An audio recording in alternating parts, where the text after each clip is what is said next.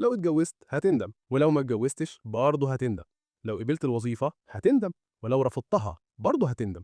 لو مشيت في الطريق ده هتندم، ولو مشيت في الطريق التاني برضه هتندم. لأنه الندم يا صديقي مش غلطة في قرارك، الندم هو ضريبة الحرية. أنت بتندم لأنك حر في اتخاذ قراراتك، وفي أمور الدنيا مفيش قرار خالي من الندم بنسبة 100%. وأيا كان القرار اللي بتاخده والطريق اللي بتمشي فيه، أول ما هتواجه مشكلة عقلك على طول هيقولك ليه ما اخترتش الطريق التاني؟ كان زمانك مرتاح ومبسوط. تخيل مديرك في الشغل أهانك، لو رديت هتندم لأنك ضحيت بشغلك، ولو سكت هتندم لأنك ضحيت بكرامتك. في الحالتين عقلك هيزن عليك ويخليك تندم، يعني مفيش قرار خالي من الندم. عشان كده بطل تسأل إزاي أتجنب الندم، لأن السؤال ده فخ. اسأل نفسك إيه نوع الندم اللي أقدر أتعايش معاه؟ ندم فقدان الوظيفة ولا ندم فقدان الكرامة؟